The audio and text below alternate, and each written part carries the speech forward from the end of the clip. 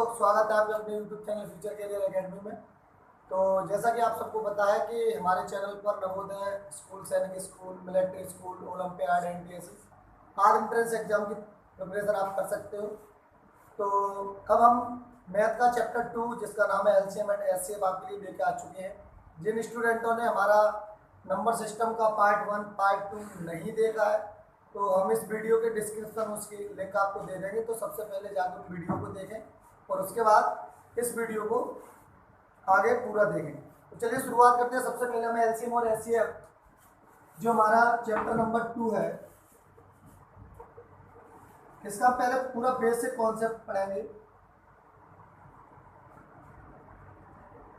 तो basic concept में सबसे पहले आपको पता होगा कि एलसीएम का full form largest common multiple होता है, जिसको हिंदी में लघुत्तम समापवर्ती भी कहा जाता है और इसको हम शॉर्ट रूप में लासा कहते हैं। तो बच्चों आपको पता है एलसीएम का full form largest common multiple होता है और इसको लोएस्ट कॉमन मल्टीपल भी बोलते हैं। अब इसी तरीके से अगर बात की जाए तो एचसीएफ का भी full form highest common factor. तो एचसीएफ का फुल फॉर्म होता है हाईएस्ट कॉमन फैक्टर, जिसका अगर हिंदी में बात किया जाए तो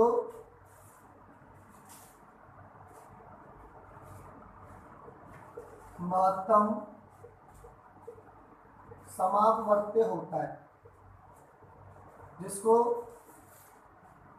शॉर्ट में मासा कहते हैं।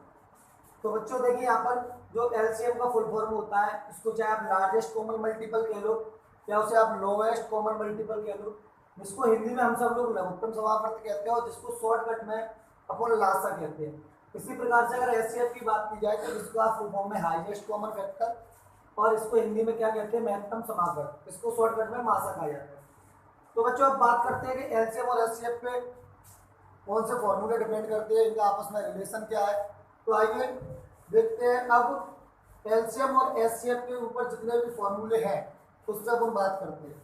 सबसे पहले एलसीएम इंटू एचसीएफ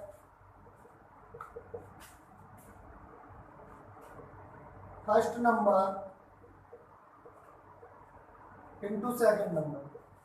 ये एक फॉर्मूला है। जब कोई दो नंबर दिए रहते हैं और उनका एलसीएम एचसीएफ भी दिया रहता है तो उन दोनों का एलसीएम और एचसीएफ का मल्टीपल तथा जो दो नंबर दिए उनका आपस में मल्टीपल, दोनों का मल्टीपल करने पर इक्वल आता है। यह फॉर्मूला उसी के लिए काम करता है। अगर हम इसमें से और फॉर्मूले बनाना चाहें, जैसे मान के चलो हमको फर्स्ट नंबर निकालना है और हमें एलसीएम भी दिया है, एचसीएफ भी दिया है और हमें एक सेकंड नंबर भी दिया है, तो हमको इस प्रकार से इस फॉर्मूले को कन्वर्ट करना है। जो नंबर हमें निकालना उसको एक साइड रखेंगे, उसके अदरवाइज जो नंबर बचेगा उसको एलसीएम और एचसीएफ के अपॉन में लेके आना है। इसी प्रकार से अगर एक नंबर फर्स्ट वाला दिया है, सेकंड नंबर हमको निकालना है, तो उस कंडीशन में भी LCM into HCF upon first number. तो बच्चों ये हो गया जब एलसीएम इंटू एचसीएफ हो, first number into second number हो और उनमें से अगर हमको एलसीएम और एचसीएफ दिया है और उन दोनों नंबरों में से कोई हमें एक नंबर दिया है तो उस एक नंबर को जो हमें दिया है उसको एलसीएम और एचसीएफ के अपॉन में लेके आना है। उसके बाद अगर इसी प्रकार से अगर फर्स्ट नंबर दिया है और सेकंड निकालना है तो सेकंड को एक साइड रखेंगे, उसके बाद जो एलसीएम और एचसीएफ का मल्टी है उसके अपॉन में फर्स्ट नंबर को लेके आएंगे। तो हमें पूर्ण रूप से उम्मीद है कि आपको ये फॉर्मूला अच्छे से समझ में आ गए होंगे। चलिए अब थोड़ा सा और आगे चलते हैं। तो अगर मान के चलिए अगर हमें फर्स्ट नंबर भी दिया है और सेकंड नंबर भी दिया है और हमें एचसीएफ निकालना है, तो जब एचसीएफ निकालना होगा तो हमें एलसीएम भी दिया जाएगा। तो एलसीएम किसके अपॉन में आएगा, first number into second number. तो आप देख सकते हो कि हमने एक ही फॉर्मूले से अभी हमने 3 फॉर्मूले कन्वर्ट करके बना दिए। अभी इसमें एक फॉर्मूला और कन्वर्ट होकर बन सकता है, जैसे कि हमको एलसीएम निकालना है, फर्स्ट नंबर दिया है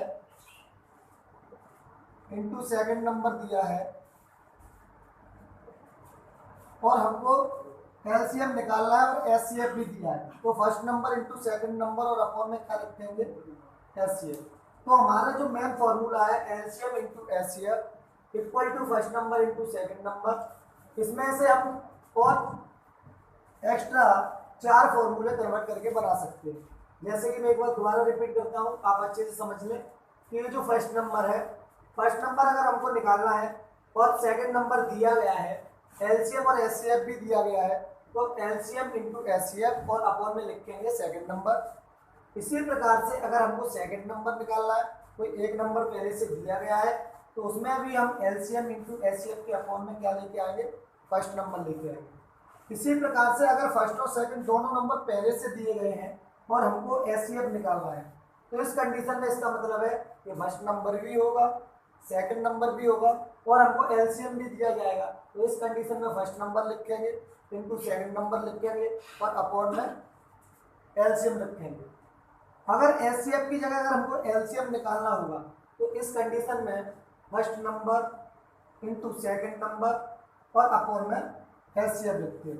तो आई होप आपको ये चारों फॉर्मूले अच्छे से एक फॉर्मूले के द्वारा कन्वर्ट करने आ गए होंगे। जब हम उन पे क्वेश्चंस करेंगे तो ये फॉर्मूले आपको और अच्छे तरीके से समझ में आएंगे। अब थोड़ा और आगे चलते और एक्स्ट्रा फॉर्मूले जो कि हमें आने वाले सवालों में यूज करने पड़ सकते हैं, उनकी हम चर्चा करते हैं। अब बात करते हैं LCM of fraction. LCM of fraction, LCM of fraction, अगर फ्रैक्शन दी गई है और हमें उनका एलसीएम निकालना है, तो बच्चों क्या करते हैं, हम एलसीएम ऑफ न्यूमरेटर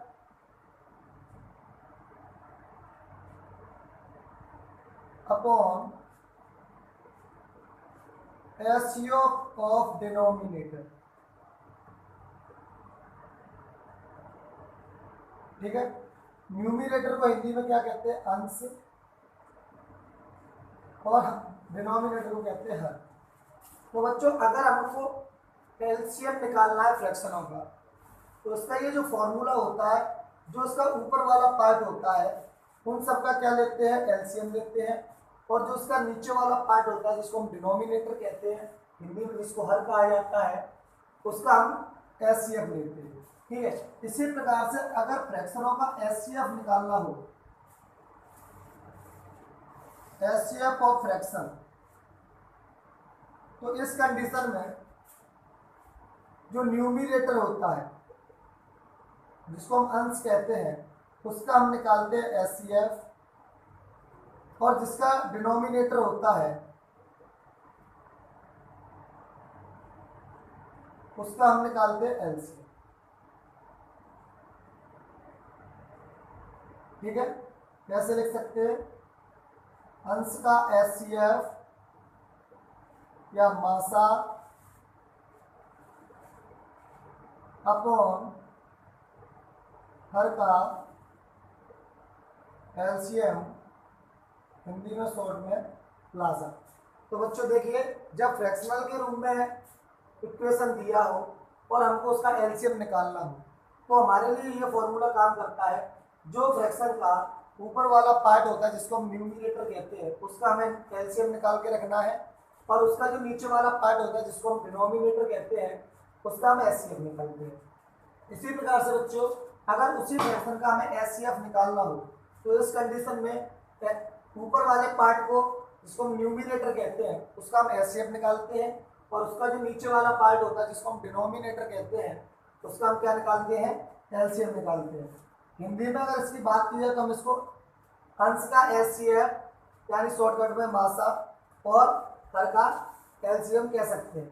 तो बच्चों आपको ये सारे फॉर्मूले बहुत अच्छे से समझ में आ गए होंगे। अब हम इन फॉर्मूलों पे जो भी सवाल डिपेंडेंट है, जो कि अभी तक सैनिक स्कूल में या नवोदय स्कूल में या मिलिट्री स्कूल में अभी तक जो आए हैं, हम नेक्स्ट वीडियो में हम आपको क्वेश्चन फॉर्मूले वाइज कराएंगे। और जब हम और आप दोनों मिलकर क्वेश्चन को करेंगे तो आपको ये जो फॉर्मूला मैंने अभी लिखा है आप उनको अच्छे से अपने नोटबुक में नोटेड करें और अच्छे से थोड़ा सा इनका रिवाइज करें। तो जब भी हम और आप मिलकर क्वेश्चन करेंगे तो ये क्वेश्चन आपको बहुत अच्छे से समझ में आएंगे।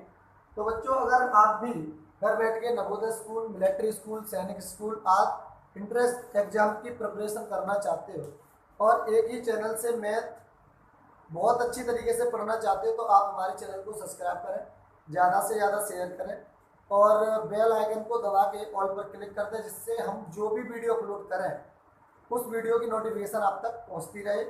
जिन भाइयों ने या जिन बच्चों ने हमारे पुराने वीडियोस नहीं देखे हैं, जैसे कि नंबर सिस्टम का पार्ट 1, पार्ट 2, डिविजन रूल वाला वीडियो, तो जिन लोगों ने नहीं देखा है इस वीडियो की डिस्क्रिप्शन में हम उसकी लिंक दे देंगे। सबसे पहले जाके आप उन वीडियोज़ को देखें और तब जाके आप चैप्टर 2 जो हमारा एलसीएम और एचसीएफ है इस वीडियो को पूरा देखें। अब यहाँ से आगे आपको प्रत्येक चैप्टर के वीडियोस अपलोड होते रहेंगे और आप घर पे बैठ के तैयारी कर सकते हो। जैसा कि आपको पता है गवर्नमेंट के द्वारा सैनिक school, military school, Navodaya school सभी एंट्रेंस एग्जाम की डेट फिक्स कर दी गई है और इनके एप्लीकेशन फॉर्म भी आउट होने लगे हैं। आपको जानकारी होगी कि सैनिक स्कूल की एग्जाम डेट 8 जनवरी को घोषित है और उसी प्रकार से नवोदय जवाहर विद्यालय क्लास 9 का जो पेपर इस बार कंडक्ट कराने की डेट फिक्स की गई है वो है 11 फरवरी। तो बच्चों आप प्रिपरेशन करिए और हमारे चैनल को ज़्यादा से ज़्यादा शेयर कीजिए, जिससे उन सभी बच्चों को बेनिफिट इसका मिल सके जो घर बैठ के बहुत अच्छी तरीके से नवोदय स्कूल, मिलिट्री स्कूल और सैनिक स्कूल की तैयारी करना चाहते हैं। तो चलिए बच्चों फिर मिलते हैं अगले वीडियो में, तब तक के लिए नमस्कार।